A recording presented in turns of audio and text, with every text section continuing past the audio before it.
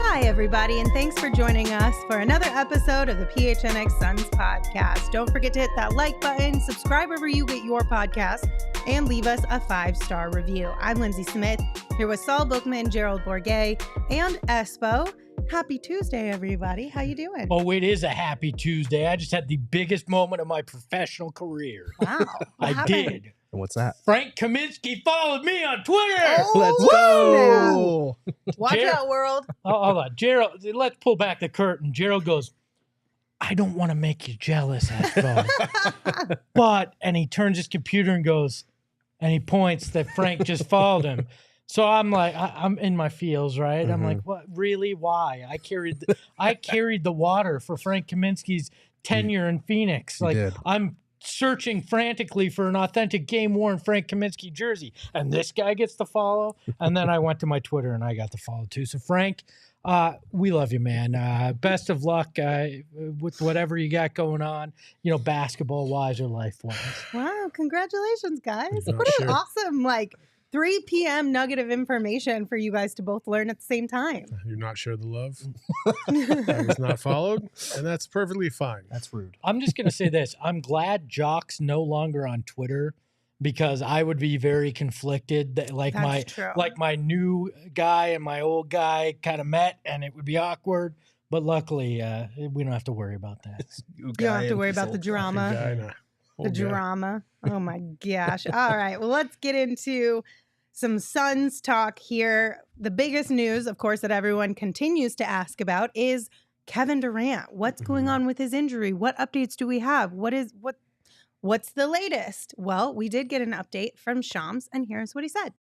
Yeah, Kevin Durant's doing more and more on the court. I would expect more evaluations later this week. I think there will be potentially an update later this week and early next week when they reevaluate him and see exactly how much progress he's made. But definitely there's optimism within the Suns that they're going to be cautious, but they are hopeful that he's going to be back in lineup before the end of March, potentially early April. The goal was always here, 2 to 3 weeks in that range, but they're going to be cautious. They know the best time for him is playoff time. So making sure that he's 100% not rushing him back, I think that'll be a priority. So no shade to Shams, but the update is the same update they originally gave us? Pretty much. Okay. Yeah. Yeah. Oh, so he may be back at the beginning of April, which is 3 weeks. Way to go. Thanks for telling us what we already knew. Listen, Gerald, I know. Do you have a Kevin Durant update you can give us? Yeah, so they're going to be cautious with Kevin Durant, and they're going to, play it by ear, probably get him back right before the playoffs. You heard it here first. I'll take this non-update update over an update that is a setback, right? That's fair. If we're trying to be positive here, at least the timeline that they originally gave us still seems to be the timeline that he is on. I feel like we get such an alternate universe Lindsay on this show. I swear. You were the most optimistic person ever on this show, and I don't get it. I don't get it at all. That's because the three of you are the most well, not Gerald, but the two of you, Espo specifically, is doomsday every day. You ride the fence sometimes, and Gerald's just like, well, sometimes, but not always. Doomsday. Pot calling the kettle black on riding the fence over here. About doomsdaying is what I'm specifically talking about right now. Hold on a second. Mm-hmm. If we had gotten no Kevin Durant news, that's good news. I don't need the press release being reread to me right now to feel okay. Kevin Durant's coming back. It'll happen before the playoffs. That's good news. Oh, Jesus Christ. I'm Mr. Doomsday, right? Yeah. I mean, You are the somebody jinx, had to though. knock on the wood. You are the jinx, though, Espa. I thought we learned our lesson just the other day. Did we not? What did I do? What did I do to deserve this? Nobody knows. You tell us. What did you do? I don't know. Root for this team my whole life? Is that what I did that was so wrong? Maybe. Maybe you stole your wife from Basketball Cthulhu, and now he's making you pay. If I did, then Basketball Cthulhu is one real asshole. Let me tell you that. Yeah, I don't know. I mean, I'm cool with this update. I hope that it remains the same throughout the entirety of his injury and that we do get him back in 2 to 3 weeks, whatever, 2, 3, some change here and there, give or take. I'll be happy with that. The only real update that we've gotten so far was the other day when he was getting up standstill shots for the first time in practice. And that was pretty much just, that's the next step in his natural progression. We're going to take it day by day, see how he responds to this step before we go to the next one. It's just going to take a little time. I think, it's going to take a little bit of time, and it's much like the chat right now. They just got to ease into it. Mm-hmm. So, Amelia, don't freak out. Everybody usually shows up here within the next 15 minutes. Mm-hmm. It'll be fine. We appreciate you being there, Amelia. Yes, but Lindsay, way to kill my buzz. I felt fantastic. I rolled into this show super hype. Frank Kaminsky's my friend now, and you just want to just be like, hey, you're a downer. I'm not going to let Lindsay take the heat on this one because I kind of set her up for failure. That's on that facts. One. I kind of yell at Saul. I kind of dropped a grenade and I ran out of the room. You did. You're like, let me just see what kind of drama I can optimistic cook up Lindsay. Here No way. Bye. I'm just gonna sit here sullen the rest of the show. All right. For the person in the chat who asked, hasn't it already been 2 weeks on the Kevin Durant thing? 2 weeks as of Thursday. So this Thursday, we're coming up on 2 weeks. Yeah, but he turned the ankle on a Wednesday, so we'll say 2 weeks from now. That's also fair. Yeah. Optimism, Lindsay. Okay, whatever you say. Okay. I think his ankle still exploded and they're just lying to us. Oh my God. Goodness gracious. Probably. I'm supposed to be that guy, so I'm just going to play the part now. Thanks, Lindsay. Okay. Oh, no. Well, you know what? We do have a game tomorrow. It'll be without Kevin Durant, but it's a big game. Who's negative now? Maybe he'll be back tomorrow. Did you not listen to Sean's update? Late March, early April, Espo. So we're playing the Lakers. Obviously, of course, we're at the time of the season where every win is a necessity. You want to always get wins, especially when you're looking at the standings from the Suns' perspective. In addition to that, it's the Lakers, and you just always want to beat the Lakers no matter what day of the week it is. Mm-hmm. But there's also another reason why the Suns need to show up big tomorrow.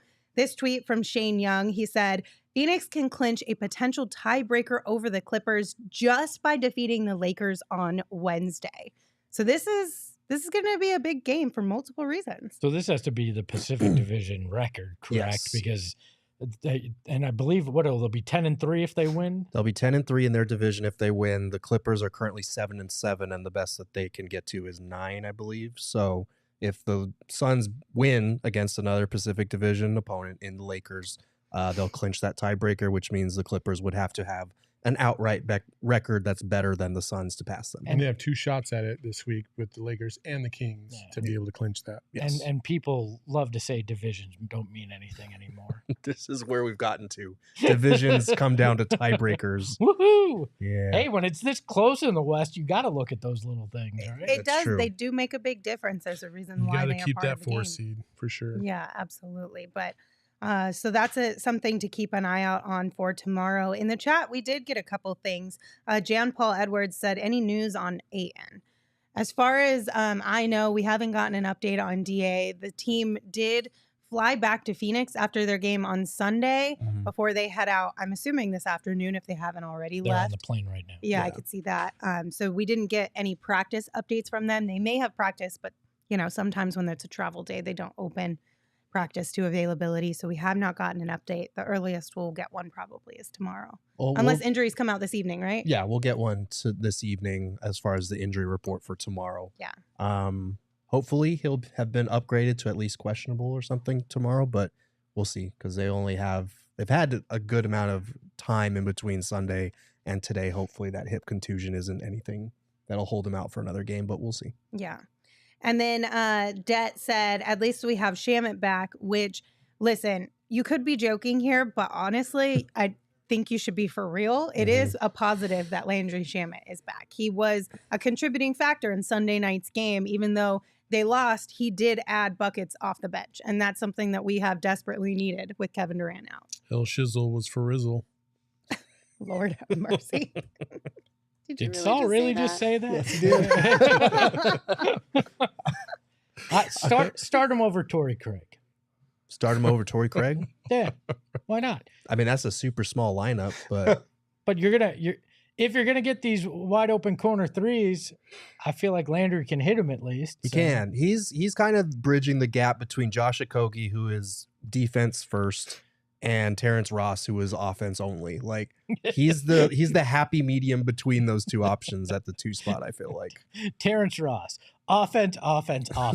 He's the Human Torch for a reason, but yeah, he's right in between. And if Josh Okogie cannot prove that he can continue to hit looks, Shamet is the guy that you're probably going to look at maybe eating some of those playoff minutes. I don't know. You guys are going to rue the day that you ever said anything negative about Terrence Ross. I'm just going to say that. He's totally going to win them a playoff game where he drops like 20 off the bench. But the question is, will he be able to stay on the floor long enough for it to happen more than once? Do you remember Tim Thomas back in the 7 seconds or less days that they picked up in a buyout like this? I think he had a couple games where key threes and stuff he hit. I'm sure Terrence Ross will do that. But it's just the other times that you're watching Terrence Ross and you're like, literally that ball hits his hands and it's up towards the rim faster than anything I've ever seen. Yeah. I will say with Terrence Ross, he's gotten better defensively in his time here with the Suns. The first handful of games we saw him out there, they were like, what are you doing? Kind of problems. And then on Sunday, it was like, okay, at least you're starting to see him understand more. Maybe it's the verbiage that Monty was talking about when they play defense, things of that nature. So I will give him credit for that he has gotten better defensively. And that's a positive. Yeah, and this is something that I wrote about last week on gophnx.com if you haven't checked it out yet. But he was talking a lot about the defensive adjustments going from a team like the Magic that was a younger team. They tried some switching schemes early, and Jamal Mosley was like, nah, we can't do that with this group. So they fought through everything, and now he's back on a more experienced veteran team where they're fighting through a lot of screens, and they're switching also. And he said the hardest part of the adjustment was getting used to when to switch, when not to switch. We saw a couple of examples, and they're in that article as well. But it really is just a question of, can he be just good enough defensively to let his offense shine through? Because he really does have a valuable rainbow art release that is valuable come playoff time when a lot of these shots are going to be more contested. When we talked about it, he was almost over switching to begin with, and now it feels like he is settling in a little bit more, like Lindsay was saying. So hopefully it evens out enough where it doesn't feel like a net negative while he's out there. Where he's not a total liability. Yeah, absolutely. So we'll keep an eye out on that too as the season winds down here. Gilbert Albayo in the chat is clearly talking about TJ Warren. You can't see me. Oh, man. Oh, no. Yeah. Poor thing. I mean, we did get asked, I'm that dude, said, is TJ playing today? Which I'm sure they meant tomorrow, of course. But I did find that interesting that the one guy who didn't see any playing time was TJ Warren on Sunday. Guy. I think it's more likely he's playing today than he is tomorrow. Damn. Det said it looks like TJ's getting the Aaron Holiday treatment. Catching strays on a day off, man. That's a tough way to go. Yeah, it's rough. I don't know. Well, I have no idea. I don't have a reason for you. I think it's going back to what Monty has been saying, is that he wants to put the guys out there who defensively know what is going on. And I don't know if TJ fits that category. And with the way he's kind of shot since he's come here, in very limited minutes, to be fair, but he hasn't really done much offensively to warrant him playing on either end. Well, sorry. I was just going to say, I think Monty wants guys to shoot whenever he can, right? Whenever they're open. And TJ has seemed very hesitant since he's been here. And I think that's part of it as well. Monty wants a guy that's just going to go out there and shoot. And if TJ isn't even willing to do that, well, then he's not out there for any reason, because he's not a defensive guy either. So I think that's part of it as well. I just don't think it's that part of the argument I can get. The defensive part of the argument I don't get, because you threw Terrence Ross out there and he didn't know what he was doing either. And you gave him the room to figure it out. Why didn't you give TJ Warren the room to figure it out? Now, if it comes down to passing up shots, and that's the reason, then I get it. Yeah. But if that's not the reason, it has anything to do with defense, then I'm not buying that. It's both of those things, and also the fact that they heavily recruited Terrence, and TJ was kind of just more of a throw-in. We need to make these salaries match. Yeah, but poor TJ. Yeah, I don't tough. know. Well, yeah, there is no game today, but there is a game tomorrow, and it's against the Lakers. And Matt in the chat said, I'm staying off Twitter and this chat tomorrow. If we lose to the Lakers, it'll be a total gong show. All I can tell you is to prepare ahead of time. And one way to do that is with 4 Peaks Hey! beer. It goes hand in hand with watching sport. It's just not the same. A Suns game is just not the same. You're right. It's not the same. Without some 4 Peaks beer. Wow. Look, we got a cameo from Derek on a dinosaur. Drink that. It's a patriotic dinosaur. America. Oh my goodness gracious. What? Tomorrow. Oh, this is a Southwest Bias plug. Just a little Tomorrow, bit. 10:30, Southwest Bias. He's going to try to beat me. on that thing? It backs up. There's only one. I can't turn around in here. I want to announce the memorabilia. Watch Derek in the Watch live your ass, watcher. Espo. Oh my goodness gracious. But yeah, pick up some 4 Peaks beer before tomorrow's game. And also on the Cardinals side of things, lots of things happening, right? New coach, new GM. The Cardinals have the 3rd pick in the draft.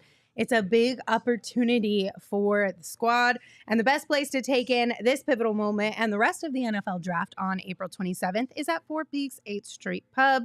So check it out. You do have to be 21 years or older to enjoy 4 Peaks beer, and we ask that you enjoy responsibly. Now, if you are like Matt and you maybe are starting to get really, really, really nervous about potentially losing to the Lakers tomorrow, OGs. And specifically the Sleepy Time Gummy, the Sleep Edition gummies. These will make sure that you get a good night's rest, that you fall asleep and you stay asleep. Your mind won't wander. You know, sometimes when you're tired and you lay down and then your mind starts wandering and you're just like, please just shut off so I can go to bed. I don't want to think about the Suns losing anymore. These are what you need to get your hands on. They are a 2-to-1 CBN THC ratio, and that compound CBN is what helps with specifically falling and staying asleep, helps with rest and relaxation, and that is in the aqua berry flavor, which is delightful. So you guys can get your hands on these at your local dispensary or by checking out ogsbrands.com. Again, you must be 21 or older to enjoy. You fell asleep. It was 13 pages front and back. It's actually 18 pages. Good friends okay? reference. I want to apologize to each and every one of you for Derek's behavior. Just because he's going to lose tomorrow on Southwest Bias, he's got to act out now. That's fair. I didn't think an apology was necessary. I liked it. So it's like, I'm here for the I liked payoff. watching him trot off with it. 'Cause there's no way to walk in that thing. Just the backwards walk was awkward and fun. So. All right. Hold on. For the audio listeners, I just realized they have no clue what happened. Yeah. Derek Montilla, the host of the Diamondbacks show, walked out in a Star-Spangled Banner dinosaur. inflatable thing Yes. that he's wearing because they're doing a live watch along for the Yes. World Baseball Classic final. Which should be fun.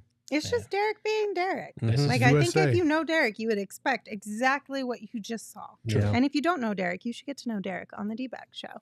All right. So we did get an update from NBA officials on Twitter today about that Giannis, Torrey Craig run-in. I was trying to think of a polite way to call It was that. more like a rundown. I think it's assault, as Shane Assault? said. Him Yeah. down in Yes. the street. So you all know what I'm talking about, right? This is when Giannis just put his shoulder down and ran over Torrey Craig before knocking his tooth out. But NBA officiating tweeted out that highlight with this description. They said, "We've discussed throughout this series the importance of legality versus force. Craig is not in a legal guarding position in the path of Giannis. The lead correctly calls a block based on the defender not being legal versus giving into the force of the play. Hashtag block charge Monday." So this is something they put out to try and help educate us, if you will, on why the whistle blows the way it does. So what they were saying is, may the force be with you, basically. I mean, Good luck to you. I mean, basically, the way I read that is Giannis could have sucker punched Torrey Craig, and since Torrey Craig wasn't in the defensive position, Right. It's not an offensive foul. Their memo is basically get fucked the rest of NBA because, like, what else are you supposed to do? You can't do anything. You just ran him down. Like, I don't understand the legal guarding position. It's complete horseshit. And like, if this is how he's going to be officiated again in the playoffs, you might as well just give the Bucks the trophy because there's nobody on earth that's capable of stopping that. ERF. No one on earth. And did they clarify? Is this just Giannis that can do this? Yeah, is this available to everybody? Giannis and SGA. Yeah. I mean, Can Ish Wainwright put a shoulder into somebody? Because I'd like to see that. He's too big. Like- You'd have to call it on him. Isn't Giannis bigger? I mean, yes, but I'm just going by the NBA's rules because this makes no sense. do you have to have the ball, or can I use Ish Wainwright as a blocking back now and just run him through the lane with Devin behind him? I actually kind of agree with the referees. Oh my God! Stop it! This better be the most sarcastic you've ever been. I couldn't even say that shit with a straight face. Oh, that was terrible. I That's love that terrible. they're trying, though. What? What the fuck, Lindsay? Optimism on that? Come on, No. man. I love that they're trying to convince us that our eyeballs are incorrect, that what we saw was okay. It's wild that they're like doubling down on this. They're like, no, you guys are all wrong. Mhm. This is totally acceptable. Look, Torrey Craig is a bit player, and Giannis is a superstar, is what they're saying. Yeah. You know, I'd rather they come out and go, look, superstars are going to get different treatment in this league than anybody else. And if you try to pull that on a superstar, you're not going to get the call. And then I go, okay, I can accept that because that's what we've dealt with the last 30 years in this league. But trying to make me believe that somehow that fits in the rule book and that this is the way they're going to call any play that goes like that is just utterly ridiculous. Yeah, that was brutal. When I saw that come up on my timeline, I was like, okay. It's like, oh shit. here That's we a go again. choice. But, That is a choice. so, but if this is the case, I mean, do you just turn into being the heel at some point? Like, do you just try to enforce will now? Like, do you try to be more physical? I think so. I think at some point, once you see Giannis lower that shoulder, sweep the leg. Just fucking sweep the leg. Sweep the leg, grab that right arm, pull him down. Hopefully he doesn't bust his tooth on the ground. Like, I mean, what do you want to do? You got to do something. If you're going to get a foul, make it worth it. You might as well make it worth it. Hack the shit Oh, out of him. no. Yeah. I mean, What are we turning into? Yes, it's true. But he's literally hurting players out there. And I mean, what's the alternative? The NBA officials are going to back Giannis almost 100% of the time for whatever damn reason. And if you're a player and you know you're in a pretty good position and you get absolutely mollywopped to the 15th row, you got to do something. And I say, take his ass down, sweep the leg. Cobra I'm Kai. not saying you are in the wrong. I'm saying, how did we get here in the sense of why are the NBA officials putting us in this position where that has to be the solution to the problem? I think the truth is that Giannis is really, really hard to officiate because he is bigger, stronger, and longer than everybody that's out there. And they don't know how to officiate him properly because he moves so quickly. He takes 2 steps to the basket. He's there. And he does play physical, so he has that reputation and he gets the benefit of the doubt as a superstar a little bit more than he probably should.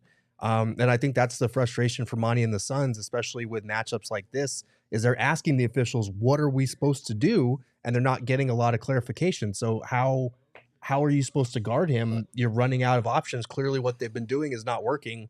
I'm not going to be a proponent for hurting somebody, but yeah, you've got to be more physical and make it hurt when he comes in the lane. Otherwise, and that's easier said than done because somebody in the chat said earlier, I would give my left leg to take a charge from Giannis. You might literally give your left leg if you took a charge from Giannis. Or at least your tooth. We've seen Yeah. that. Look, I think you're being far too kind to the refs, Gerald, to be honest. My simple answer to you, Lindsay, is they're bad at their job.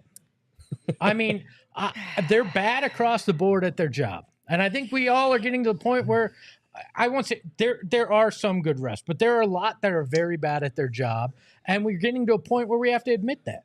It's hard. It is hard to referee NBA basketball games. Mhm. And to Gerald's point, like, just imagine you're on the baseline, okay? Because that's where the lead official was, right? Mhm. He's on the baseline. He's got the action coming to him. And you see Torrey kind of turn his body a little bit and then get sent to the 15th row. Like, in fast real time, you might make the same call. Because it's so hard. It's so bang, bang. Now, the force is what makes this egregious. But at the same time, if he wasn't in position, it's like, well, refs have been taught. Like, well, then fuck that dude. If he's not in legal position, that's it. I don't think that's the right way to go about it. I think there's a cause and effect here. And I think Torrey, I thought, had good enough position. Mm-hmm. And then obviously got the shoulder. So it's just so hard, though. It's really hard. I get that in real time, but it's tough though, because like with a lot of offensive calls like that, you can see the elbow extend, you can see the stiff arm or the push off, whatever you want to call it. With Giannis, he just lowers the shoulder, so it looks like he's compact and still driving. And I think because he's so quick and strong, it makes it like, for us, it seems obvious, but like he said, it's in the moment, it's happens so fast. It's a bang bang play, and because he has this reputation, it is what it is.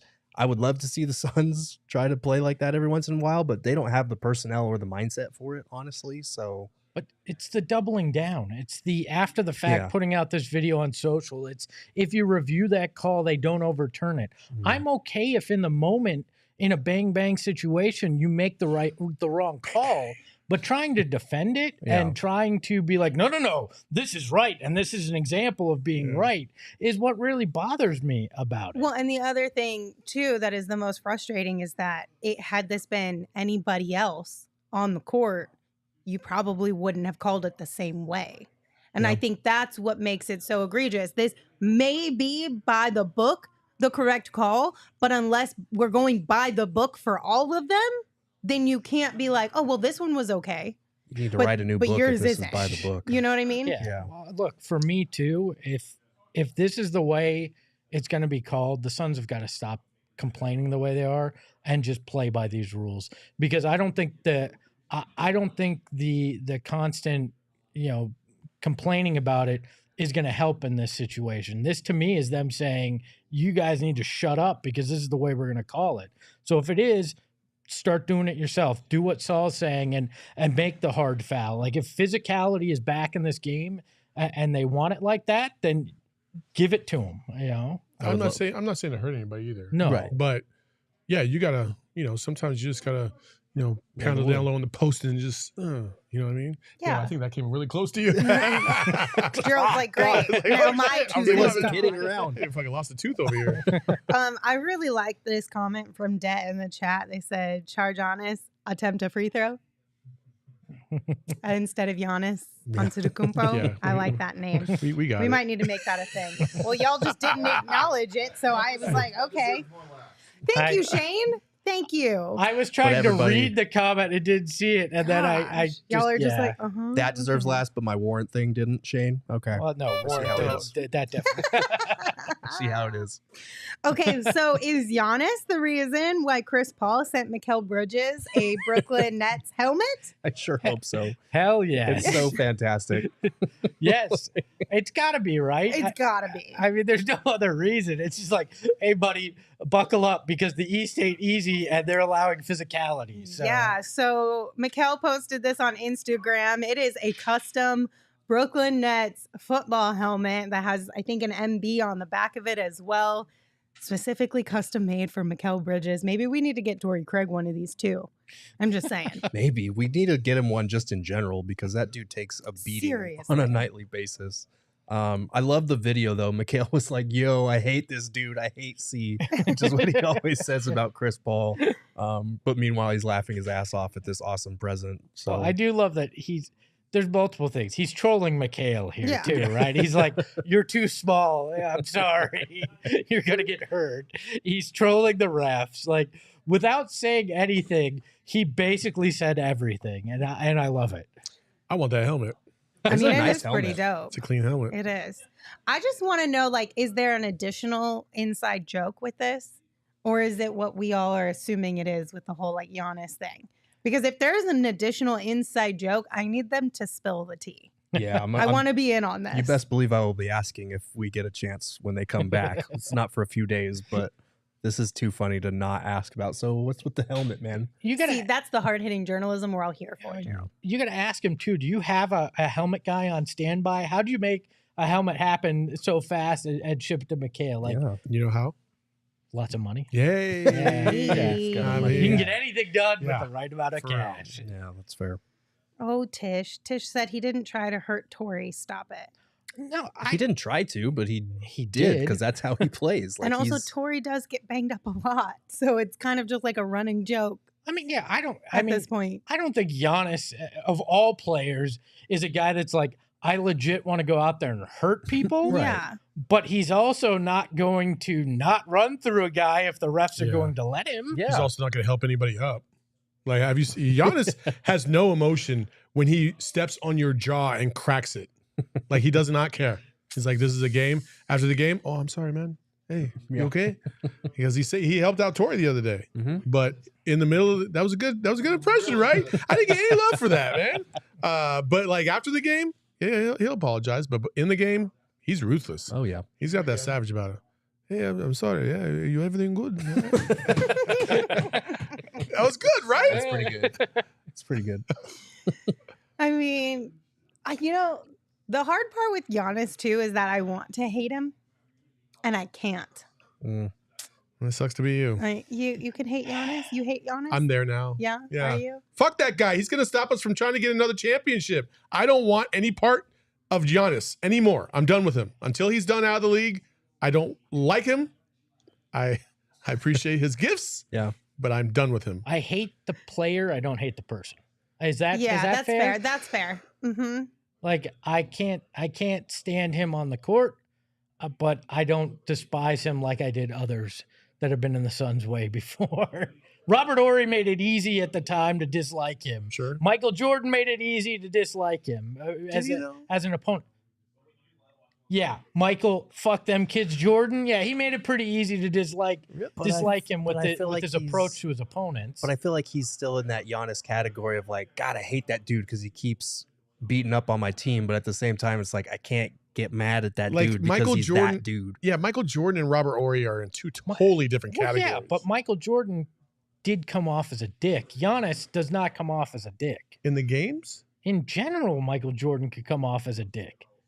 Why do you think "F them kids" is a thing? That wasn't hilarious. In a game. Because he said that. I know, but that's what I'm saying. That wasn't in a game, and that was towards children. Well, I got children, and sometimes I want to be like, man, fuck them kids too. It's all right if it's your own, but in general, it just seems like a rough statement. No. Let us go out to eat with the missus, and inevitably, 100% of the time, there will be a baby right behind us, and we're like, man, motherfucker. See, but Tish gets it.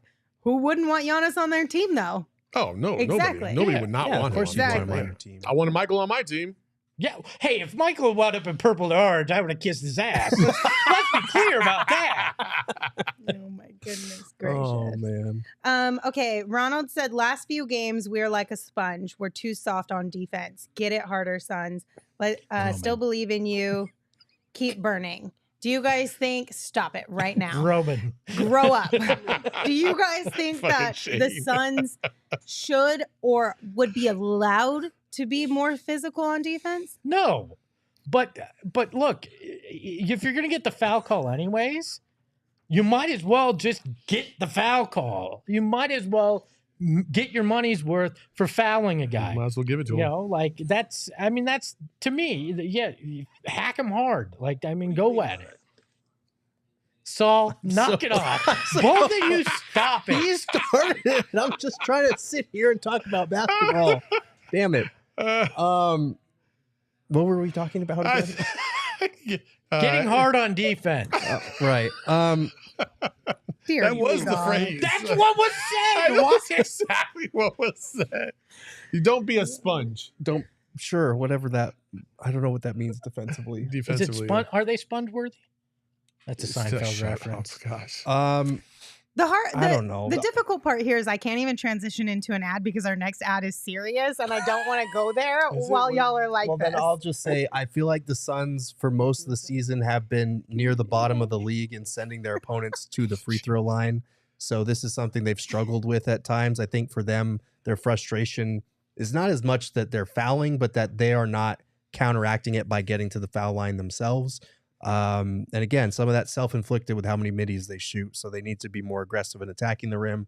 And I think they need to develop a reputation of being more physical on defense, which they say they've been trying to do, but I just don't see it all the time. So do you think it's a consistency thing as to why they're not being given the benefit of the doubt with that reputation? Absolutely. That would be my guess. I can't speak for NBA officiating, but and I think Devin's gotten that reputation for whining, right or wrong, for whining about things, and refs don't take kindly to that a lot of times. EJ has said so many times, like there's a certain diplomacy you have to have when approaching the refs. Mhm. And if EJ's saying that right now in Booker's 8th year, it clearly means that he's seen enough to know, like, Dev, stop approaching him this way. It isn't working. You got to stop. You got to come at it in a different way, because whatever you're doing now is just not playing well with the refs. Since that's the definition of insanity, right? Yeah. Like continuing to do the same thing over and over again and expecting a different outcome. Like at some point in time,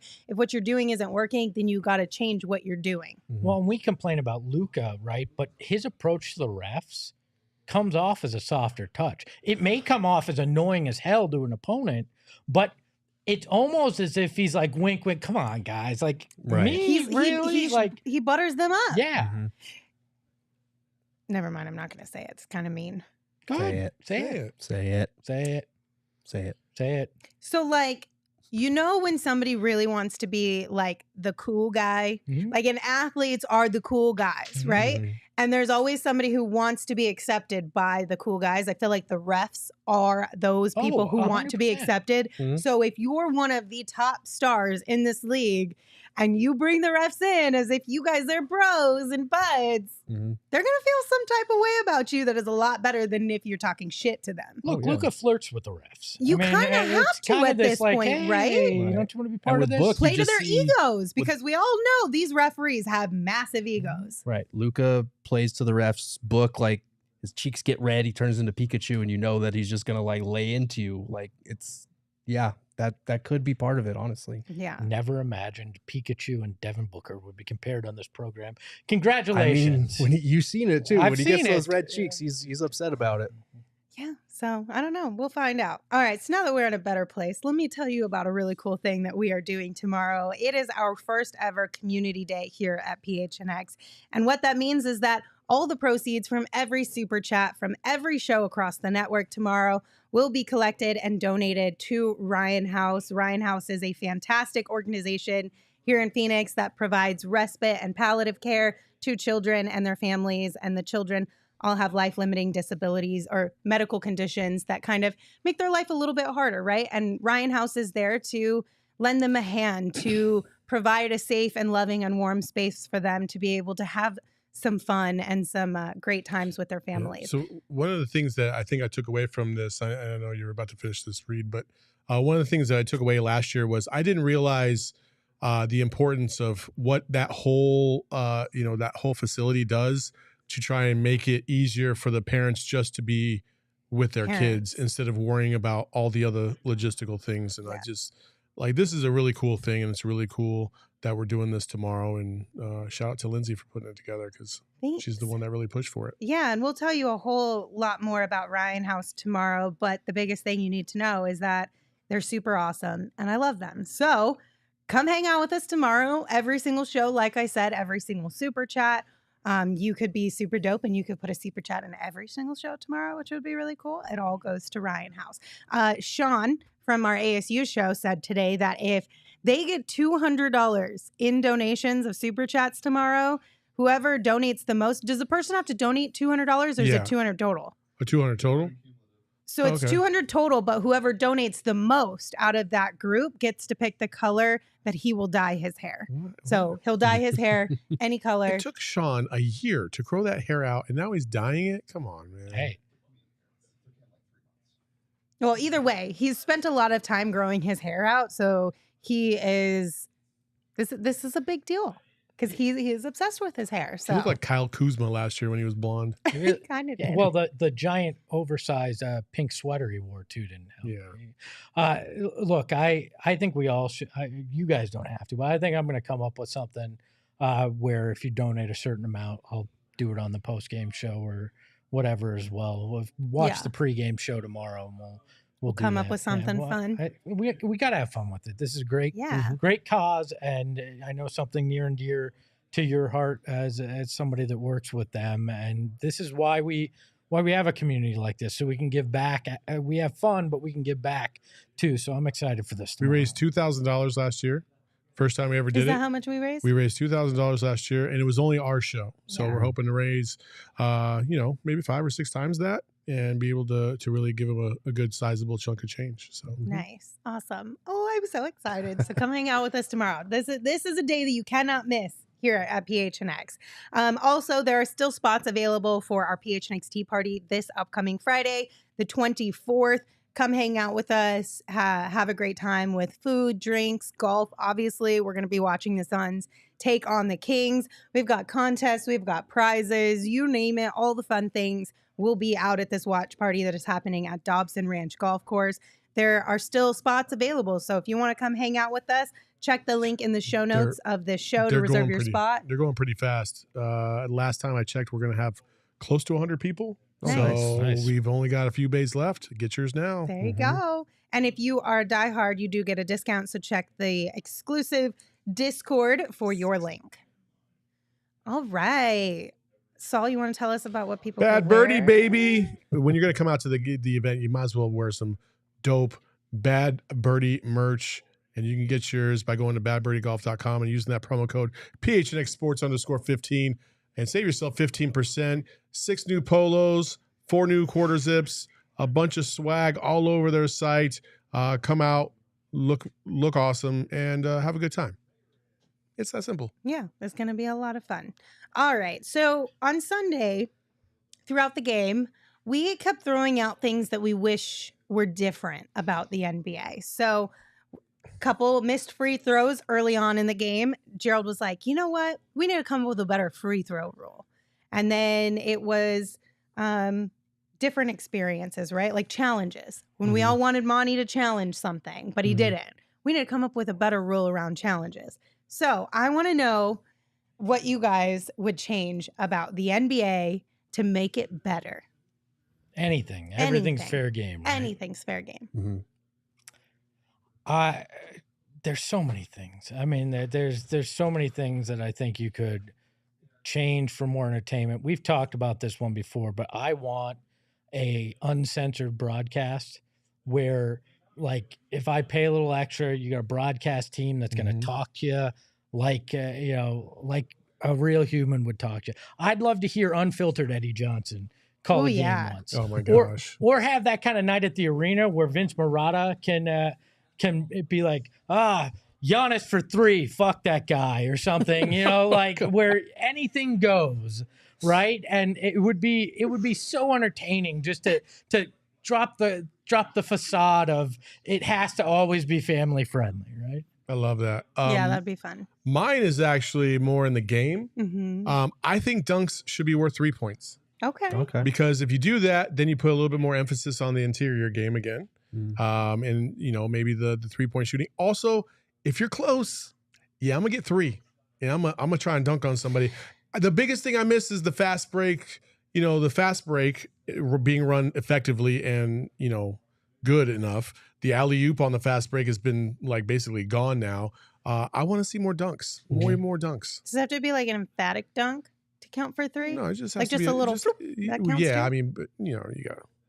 A dunk. A dunk is a dunk. I know. But Whether whether it's just like this or you dunk on somebody 3. Okay. Because then if you get an and one, it's a 4-point play. So logistical rule. What about the ones where they're like above the rim? They throw it down, but they can't quite make contact. No, you can review that to see if they contacted the rim. But the Blake Griffin against the Knicks throw and dunk, that does not count. Okay. I mean, I like that, and it would be interesting because it would open up threes more. And then DeAndre Ayton would be able to be a 3-point player again. Heyo. Could finally say it. Mine are kind of like offensive goaltending. They need to adopt the rule that's overseas. Like, it's dumb that you can't, if the ball is above the cylinder and you're in position to put it back with a dunk, that you can't do that. That's dumb. My free throw idea was a fun one. That's just, if you airball a free throw, it's -1 point for your team. I love that idea. Because it just adds a whole new dimension to late game foul shooting where let's say you get fouled and you're up 3, suddenly it could be down to 2 if you just really let the intensity of the moment get to you instead of 4.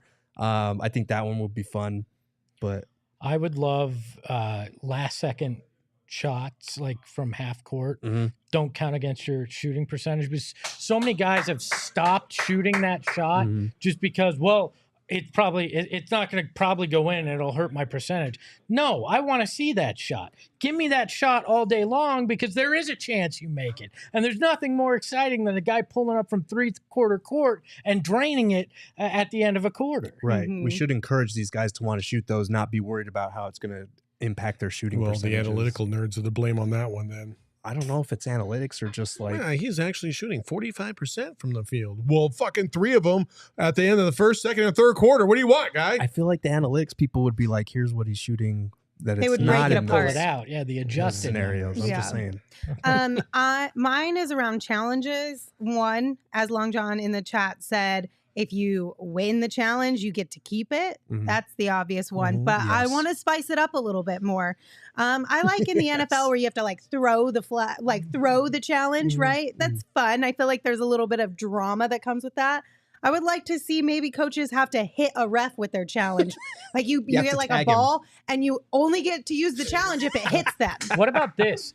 Like I think it would be fun. Ref is like dodging but if you miss, then you just got to try again next time. What if you miss? What if each coach has one of those T-shirt guns on the bench? Those right? things are lethal. And you have to pull that out. You dial it back a little bit. I mean, a little bit. Put a hole in somebody's chest. Hold on, those refs deserve a welt or two, right? For some of these calls. Got him. Just shoot the T-shirt cannon. I think I was more on board with Lindsay's idea when it was like, you know, those like sticky balls that you can like throw and they like attach to the Velcro or whatever. Just have the refs wear those Velcro. Fun. If you're really angry, you pull out the Gorilla's Gatling gun of T-shirts and have to hit all the refs. You know, like I think there's some other. I would love to see the 1-and-1 free throw rule in the NBA. I would too, actually. Yeah. I like that rule, especially, if you're, maybe like, let's say quarters, right? Once you get to the 5th foul, then it's a double bonus.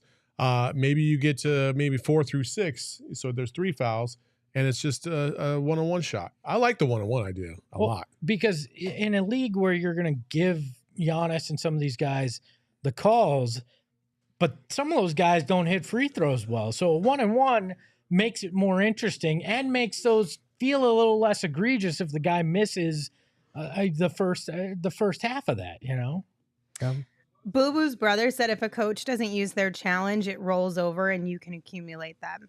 While in theory, I like this one, I do have an issue because I feel like you'd get one game and it's just like 85 challenges. Oh my God. Could you imagine we're in the NBA finals and there's just like, no, game 7. It's taken 5 hours and 45 minutes because a challenge has been thrown on every other play. I think you could roll it over one game, maybe. Well, I could go with that. That's another idea that I have is that there is a 1-minute shot clock for officials when they review anything at the monitor. And the monitor shuts off and you have nothing to do. Right. Why even I think New York should make the call. Yeah, that'd be fine. New York should they should get on the headset and the home office should go, wasn't a foul. Like I don't need to see 2 refs sitting there going, hey, rewind that again. Oh, rewind it again. Like, no, New York can do it. They can have somebody centralized there, make the call, make it quicker.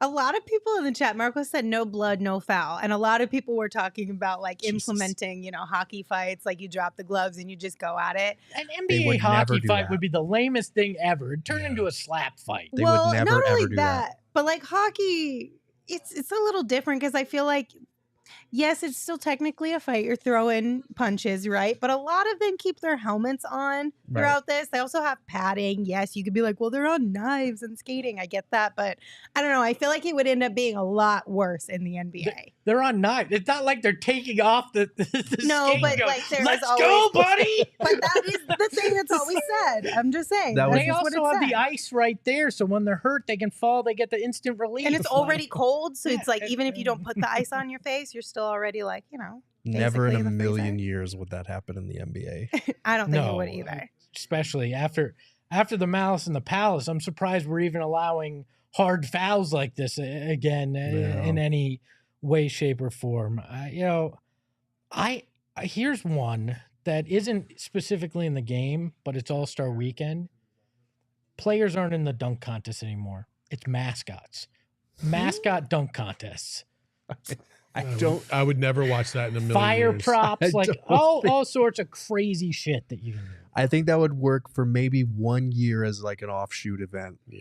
And then I think Well, right now the dunk contest only works 1 year out of 5 anyways. I think if you get named to the All-Star game, then you should have to participate in one of the 3 events. Ooh. 3-point shootout, skills challenge, or the dunk contest. Okay. You pick, and then the NBA can pick. They can rank what event you picked, and then they can say, okay, it's these top 6 that are going to do this instead of everybody. I don't mind that. Yeah, I don't mind that. What about relegation? No. I don't want to see the fucking Iowa City Barnstormers in the fucking. Is that any In the different NBA? than Indiana? Like the Pacers? Like yeah, it's a lot different. It's very different. It's very different. I wish teams were like Game Time where you reward procrastination. So like, you know how when you want to get a giveaway item, you have to show up like 2 hours before the game to make sure that you actually get one? I would like them to be more like Game Time, to where if I show up like 5 minutes before the game, they kept an extra box that they put out later instead of all of them being at the door. So they're like, hey, you want to reward the laziest of fans. I It's feel like not even waking about up. being lazy. I just Sometimes wanna it's like get you're coming there. from work or you have other obligations. You got to drop the kids off at a baby's, whatever it may be. Not everybody has 2 extra hours on a Saturday to just show up and sit and wait outside of the arena to get a good giveaway item. Just put half of them out early and another half of them out for all of the procrastinators out there. I think we're biased because we know who you are, Lindsay. So. I think y'all are a bunch of haters. But you know what? You may not be able to get a giveaway item by waiting last minute at an arena, but you can get up to 60% off on your tickets when you wait till the last minute to buy them through Game Time. boys. And the Yeah, best we way to support us is by buying your tickets through the link in the description. So check it out. Okay, Caitlin on Twitter had a really good one that I absolutely love. So she tweeted, whose decision was it to say college names when they introduce an NBA player and not a fun fact? I am so here for this.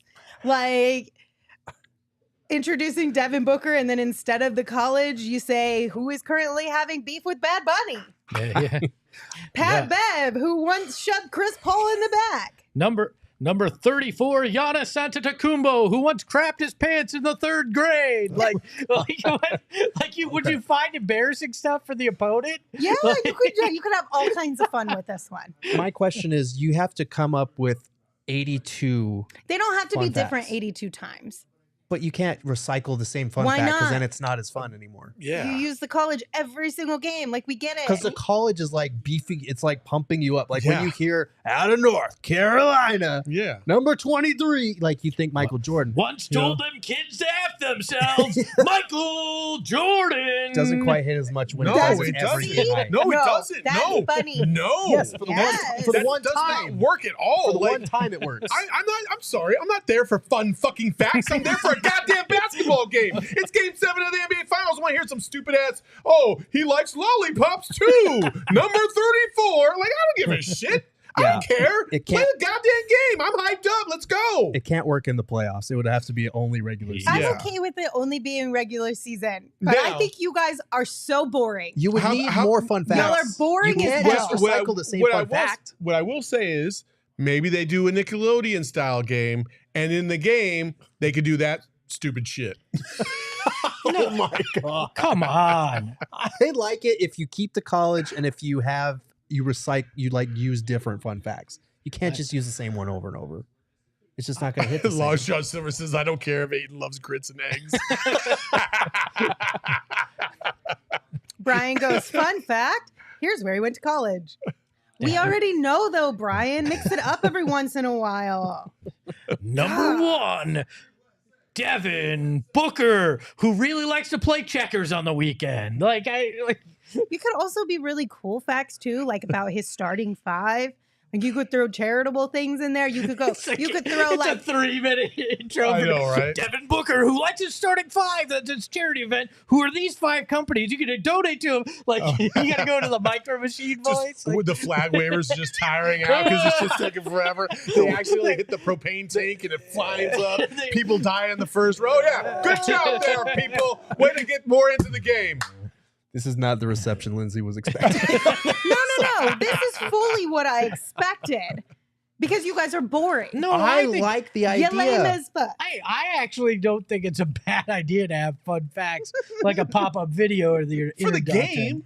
No, I want what introduction. Okay, when you have to sit there 40 some odd times in a season, which Lindsay and I have done and Gerald has done, old. you wind up just tuning all that crap out because you know exactly what's going to happen. I also think they should institute every 10 games, they should have to make a new intro video. They have like 4 different intro videos. Yeah, I don't know. I The intro disagree. videos are great. Experiencing being introduced into a starting lineup, like it's not just a just normal go happenstance. Like you get pumped up doing that. So if Devin Booker actually heard what they said on the loudspeaker about some ridiculous thing, that might actually demotivate him or deflate him as opposed to getting him hyped up and keeping him locked in. Oh my God. If that deflates and demotivates him, then my God, we've got bigger issues. I mean, these guys are creatures of habit. Right? They are.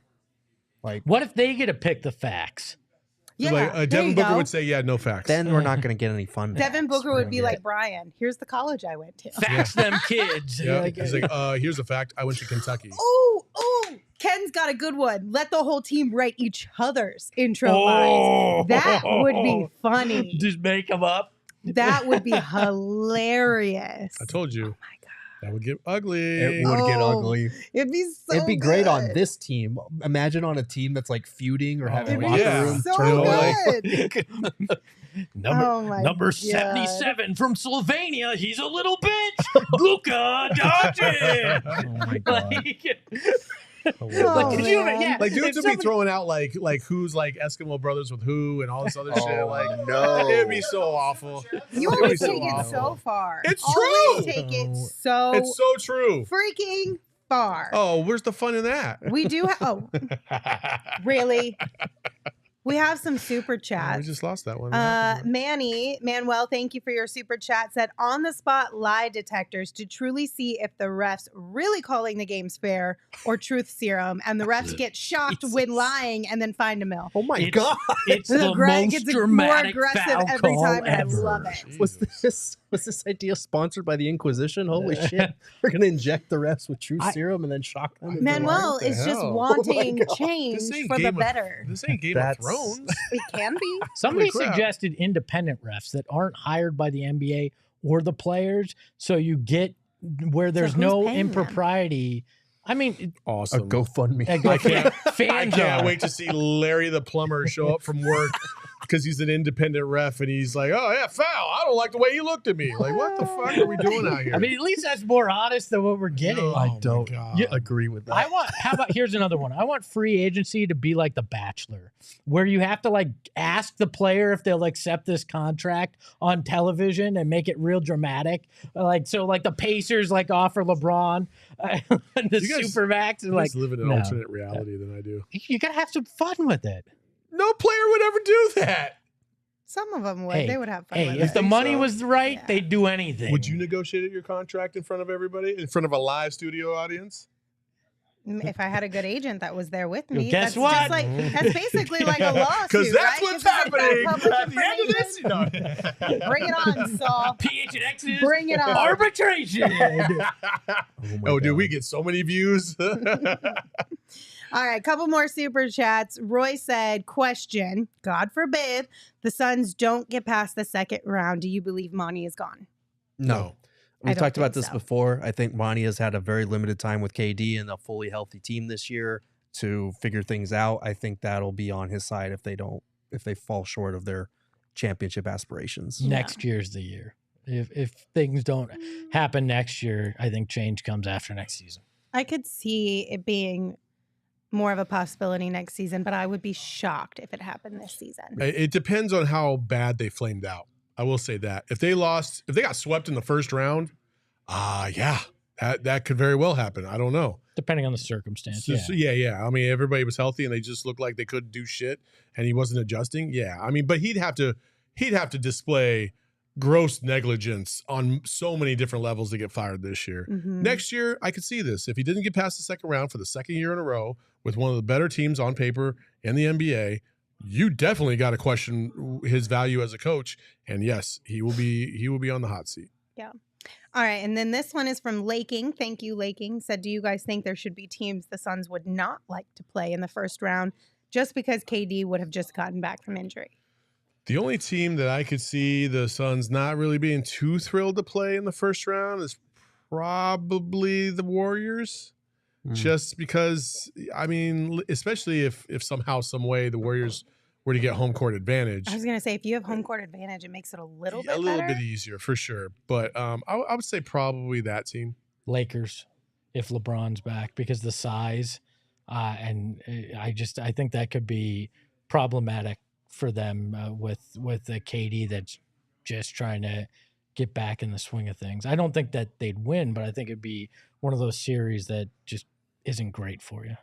I'm speaking for me and not the Suns, but I don't want to see the Mavericks in that spot because there's such a mental aspect to it that this team should be entirely beatable. They're only good at shooting threes and Luka, and that's all that they have. Their defense is trash, but for whatever reason, every time they've met this team in the last couple of years, they just turn into a different version of themselves. So that would be my answer. Yeah. But they have a tough one either way, whether it's Clippers, Warriors, Mavericks. Like, all of those are not going to be easy first round opponents unless like the Timberwolves or the Thunder jump them. So yeah. I think mine would be the Mavs as well, just because, like you said, the mental game. And then God forbid, knock on wood, touch metal, whatever your thing is, if we get bounced by the Mavs in the first round after getting bounced by them in the second last year in that crazy fashion, not great. We would, like, I don't even know how you come back from that. I don't even know how we react to that type. Like, that would just be sheer chaos that I do not want to ever see. I don't even know how we come back from that. That's what I'm saying. That's why I'm like, I don't want that to even be an option. So I don't want to see the Mavs in the first round whatsoever. All right, final super chat here. 2 of them from Long John Silver sent us $2 and said, just want to say I freaking love this show. Then followed up and said, that was supposed to be 20.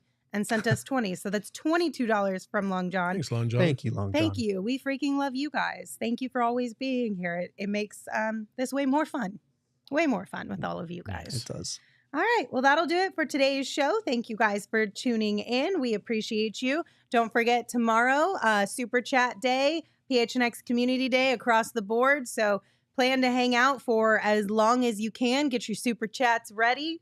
And until we see you tomorrow, you can follow me on Twitter at Lindsay Smith AZ. You can follow Saul at Saul_Bookman. You can follow Gerald at Gerald Bourget. And of course, you can follow Espo at Espo.